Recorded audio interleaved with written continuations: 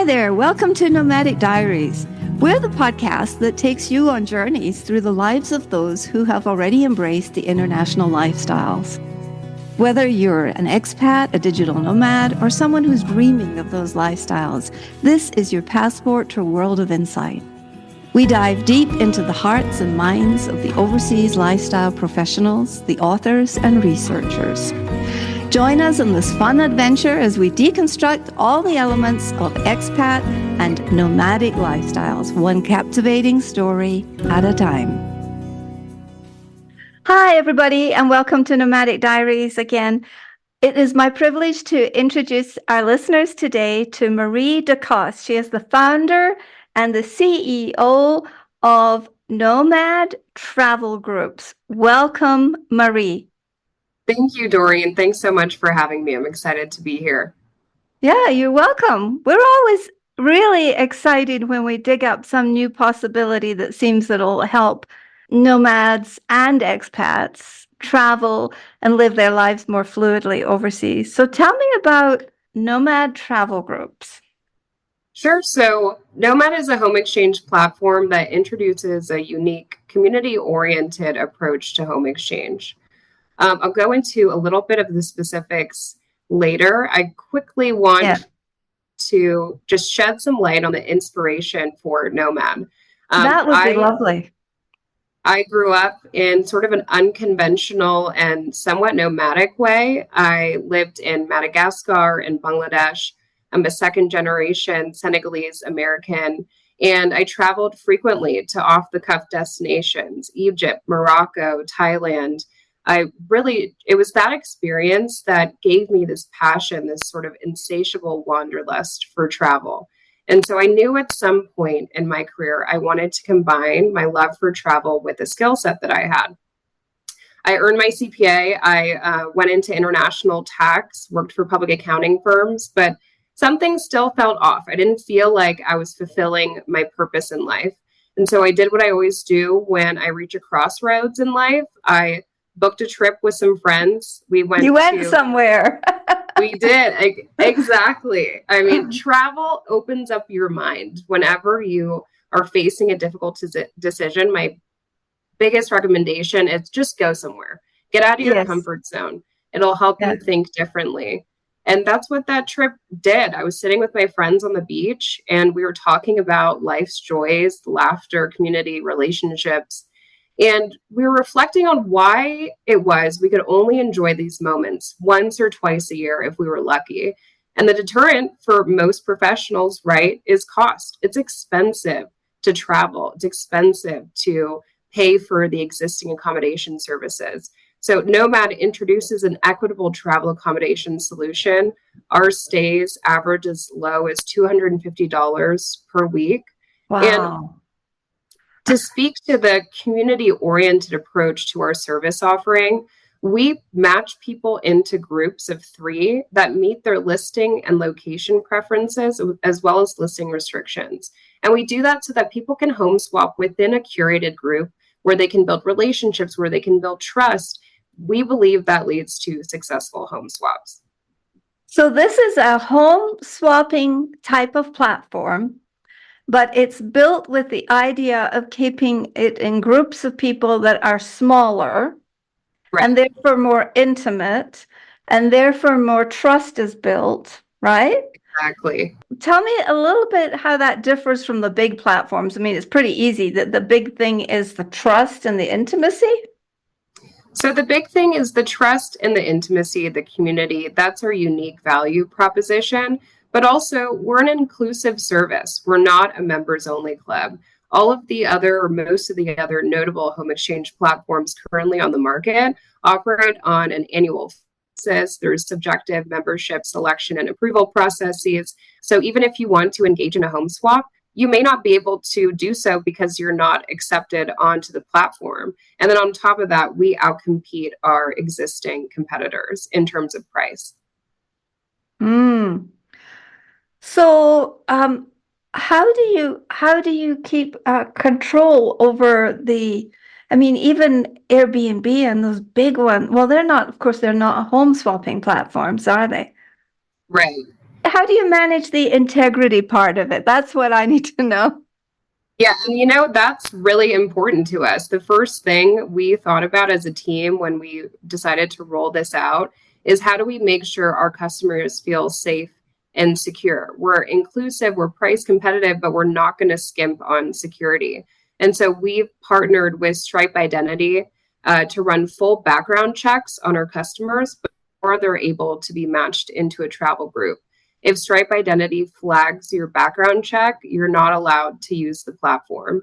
We've also partnered with Know Your Guest. Know Your Guest provides insurance coverage options, which are optional for hosts to add on per day of a staying party's stay at their home. And it's a small fee. It's a really low charge per day, but Know Your Guest provides coverage of up to $50,000. So we have both the insurance coverage wing and the background check screening wing. Do you recommend that homeowners require a manager for their properties? I mean, every country, of course, is different. Right. And I'm in Mexico, and sometimes people just naturally have a manager that manages the property. We manage our own, but lots of people have someone else who's paying the bills and making sure people arrive and they leave. And so tell me more. And that's a great question. So part of curating these travel groups is providing a little bit more information to the members of your travel group. When a staying party stays at your home, they're provided with a maintenance contact, an on-the-ground contact, and an emergency contact in the event that they're not able to reach you. Of course, if it's an urgent medical emergency, we request that you locate the nearest hospital, but you do have added contacts that you can reach out to who will be on the ground to assist you. So this is a little bit, it's very different, but you're talking to somebody who was a house sitter for 6 years. Oh, great. And we did this because, as you and I chatted about earlier, we lived in Denver also, just like you're based in Denver. We kept leaving and we had a pet. And one day I looked at my husband and said, we have all these amazing people that we get off of this website who come here. I mean, we had diplomats who were retired, who are now doing this to see the world. And I was like, why? Do you think we could do it? And we jumped into it and we swam in it for about 6 years until COVID came. And then we went back to America and did it because we were doing it. We did it in 10 countries. Oh, wow. That's amazing. So I'm very familiar with the fact that you need these things and all of this needs to be provided so that people will feel safe and secure being in a foreign house in a different environment. Exactly. And having this group-based approach, it adds another layer of accountability, of credibility. With an Airbnb, could stay at another member or another individual's home. I could wreck it, not that I would, but I could completely destroy it. And maybe they would come after me for some legal issue, but it's not on Airbnb to do that. It's on the actual staying party. There's no trust. There's no community. That person whose home I stayed at, they're not staying at mine. When you create a group-based approach, I'm staying at this individual's home, they're staying at another individual's home. It creates more trust. It creates more security. And on top of that, we have screenings and insurance coverage to make sure that our customers feel safe. So this is the vetting process for properties and hosts on your platform. Exactly. Yes. Know Your Guest also runs a separate vetting process in order to determine your coverage eligibility, how much you would get. They provide up to $50,000. But on top of the insurance coverage and background check screening, we ask all of our customers as part of their profile verification process to upload a lease agreement, a mortgage document, a bank statement, so that we can ensure that the address that they've listed is registered in their name. So we run a background check on the individual, and then we also match documentation to show that the listed address is registered in their name. Interesting. What are the very specific logistical headaches that you're eliminating for people? I have actually signed up for other home exchange platforms. I went through the vetting process. I thankfully was selected. It took about a week and a half on one of the platforms. And once I was on the site, I was looking through the listings that I preferred, but they didn't have availability windows within the dates that I wanted. And there was limited means for me to communicate with that individual to try to coordinate and align travel plans. And so I just grew Right. exhausted. I didn't want to Yes. do it. It was too Yes. much for me to try to figure it out. Yes. Yeah. We eliminate that through our Yeah. group-based messaging feature, through Yeah. our curated groups. So we just make it easier to coordinate your travel plans. Because matching those dates is so critical. I'm very familiar with that with doing pet sitting. What measures are in place that you offer to sort of give consistent quality and standards? Because I know this is a new venture. So how can we as users, how do we know that the quality and the standards across the properties are all pretty equal? So there's a number of things as part of your home registration. We sort of have a standard registration process where you provide what amenities you have, what are the safety protocols, how fast is your Wi-Fi upload and download speed. But on top of that, at the conclusion of a stay, just like any other platform, you are required to submit a review. And so Yeah. listings will get a star rating that's posted on the homepage as well as the listing page. At the conclusion of a travel group assignment, we ask our customers to submit feedback to us as to how the travel group period went. Did they like it? What would they change? We collect that information to refine our service offering. And at any time during your travel group assignment, if you feel uncomfortable, if someone is violating our standards, there is a complaint portal that you can submit information to Nomad, and we will thoroughly look into that customer. If it's a two-strike situation or if it's a severe situation that would put any of our customers at risk, that individual will be removed from the platform, removed from the travel group. Interesting. Interesting. Okay, so that's good to know. And how do you keep the prices so low? So because of our inclusive approach to home swapping, which I feel is really important, just to give you a really quick sort of history on the nature of home exchange. It's been around for a long time, but mainly in Europe, right? It hasn't been a concept that has been talked about that much in the US, which makes sense because countries in Europe lead by more communalistic ideals. The US leads by more individualistic ideals. But since the pandemic, we've seen a shift in consumer behavior, the want to explore, to travel more freely, more flexibly. And when you're rolling out a product or service to a new market that is unfamiliar with it, by slapping on costly annual fees and selective membership processes, you're just not going to capture as much of the market as you want to. So we don't charge those annual fees, but what we do is charge a one-time transaction fee per travel group assignment and a per day service fee on stays. We keep the costs low, and just on top of that, we also charge a cleaning fee, but Nomad doesn't collect any portion of that cleaning fee. It's distributed entirely to the host. Yes, we could charge a lot more, but that's not our mission, right? Our mission is to make work and travel inclusive and affordable. And we want people to utilize our platform to be able to travel freely, to change their way of thinking, to experience different cultures. Thankfully, we're a lean operation. We're entirely online. It's a service model business. And so our costs are low, which allows us to keep our prices low. Tell me a little bit more about your pricing model. The process is you sign up, complete your home registration and background check. If you pass the background check, then you're able to select the listings that you prefer off of our homepage. You submit your listing preferences to Nomad, and then we match you into your curated travel group. Once you're in the travel group, all members need to accept the assignment, and then you can start engaging in stays. You get a shared calendar. Availability dates are blocked off by every member of the travel group, so you know what's available. If you want to coordinate different dates, you can use the group messaging feature in order to do so. Once you request a stay at a member's home, that's when we would initiate the one-time transaction fee per travel group assignment. That's a one-time charge for the length of the assignment. And for our first iteration, that's a 6-month travel group assignment. And then it's a per day service fee on stays. We collect that information up front, or we collect that money up front in addition to the cleaning fee.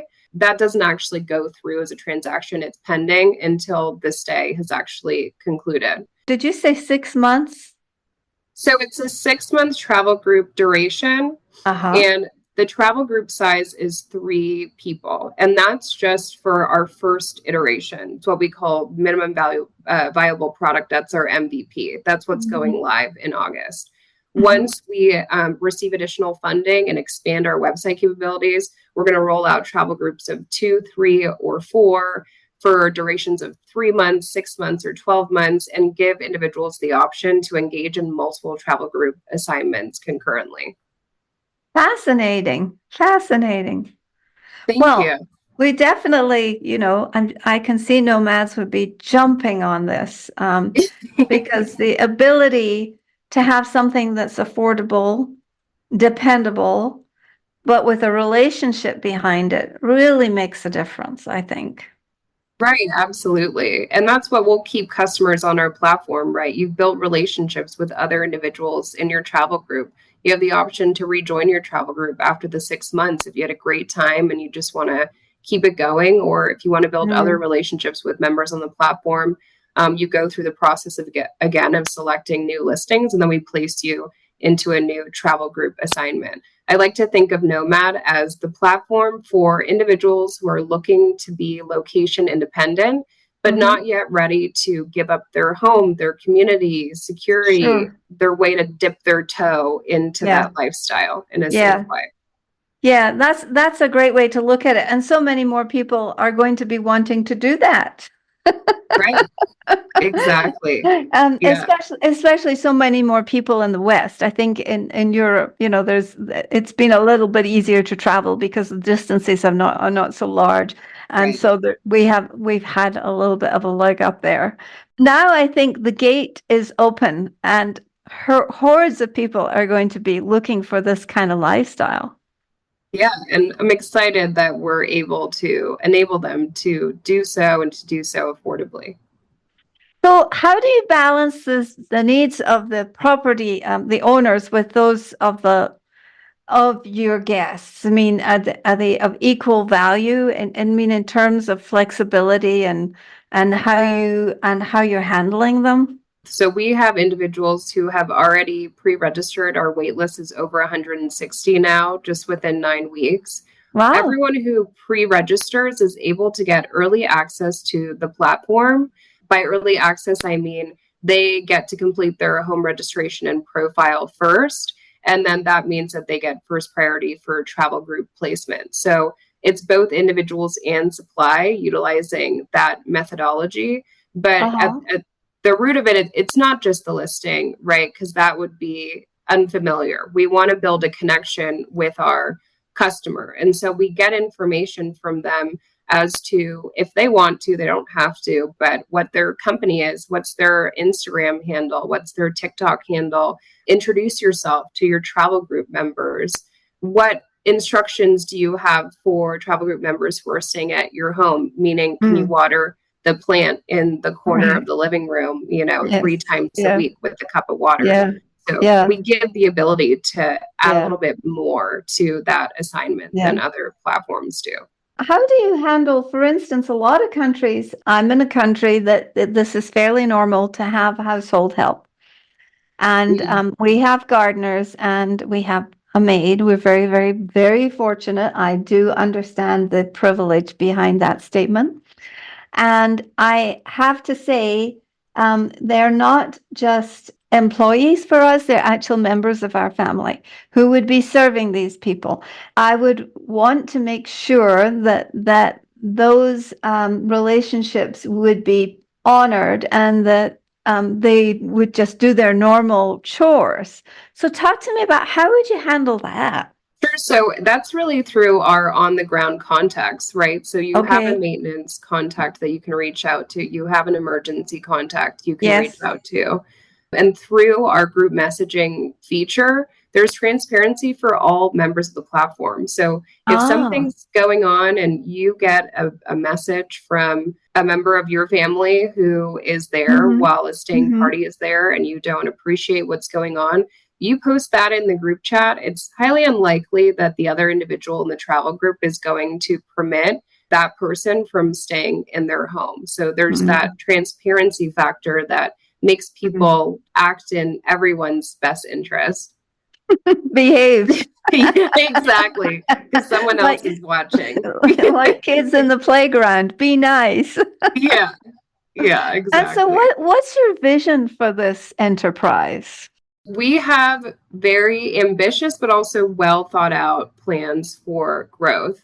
I can't speak to them exactly, but I will say by the summer of 2025, we plan to roll out another iteration of Nomad. This rollout is called Nomad Light. The next iteration will be something a little bit different, and it'll speak to a market segment looking for a little bit more exclusive options, higher end properties. Yeah. And then by the summer Yeah. of 2026, we have an exciting rollout that is featuring a market segment that I think is significantly underrepresented when it comes to tools for them to find travel accommodation. So can't speak to that right now, but we have a 3-year track. And I will clarify that we are strictly operating in the US, Canada, and Mexico. Oh, okay. That's good to know.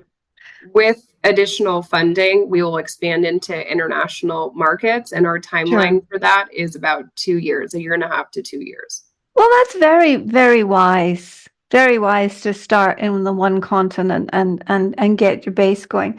So what are you most excited about? I really am most excited about hearing feedback from people who were able to build relationships with others through this mechanism, who've been given more freedom to travel, to see different parts of our beautiful country, and to not skip a beat with work, and just really experience a different lifestyle that they weren't afforded previously, because it seems like travel is really exclusively for the rich these days. I mean, it's really expensive to want to do a 1 month stint.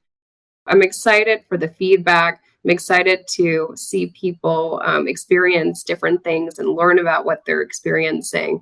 And most of all, I'm just happy that I feel like I truly am doing what I'm supposed to be doing in life. And I don't think that I will regret it, because it's going to help people hopefully become a better version of themselves. So can we talk about you for a minute? Because it's very fascinating. I'd love to delve a little bit back into where we started at the beginning, which is that you are Senegalese American. Is that correct? Mm-hmm. And did you grow up as a third culture kid? I did. I grew up, I was born actually in Washington, D.C.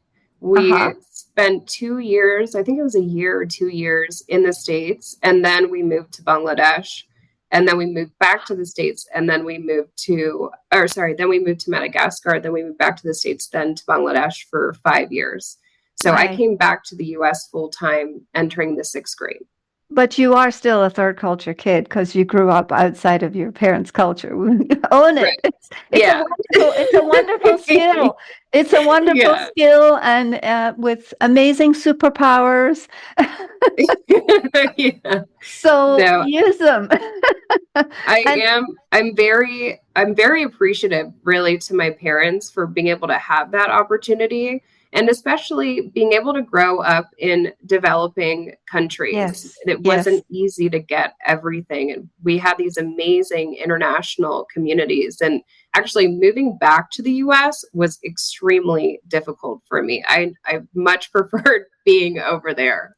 One of the conversations that I am having with a lot of people is, it's so easy to go off on these adventures, and it's so seductive, and it's so beautiful, and we all grow and we change, and when we come back, fitting in is can be difficult. So there usually, sometimes there comes an end to the travel, and you have to be prepared for that. Yeah, you definitely have to be prepared for that, especially when, as a kid, it's all that you know. I only really knew growing up in international communities. I had friends there. I was used to the way of life. Yes. And what I really loved, especially about Bangladesh, was the community that I was a part of. It was small, and there were people from all over the world who just landed in Bangladesh for whatever reason. everyone was so welcoming because it was such a tight-knit community. And then when I moved back to the US, again, going back to the communalistic versus individualistic, right? People weren't as friendly. They weren't as welcoming. It was so much more difficult to make friends. So I developed really severe social anxiety for about 2 to 3 years of my life dealing with it. Thank you. I so recognize that this is a thing, and that's why we put so much time and energy and focus into the subject of repatriation, because it is a thing, and we need to inform nomads that there may be a price to pay. It hits everybody differently, and I really honor you for the journey that you took. And I think repatriation can last 6 months, or it can last a lifetime. In my case, I'm always recovering from something.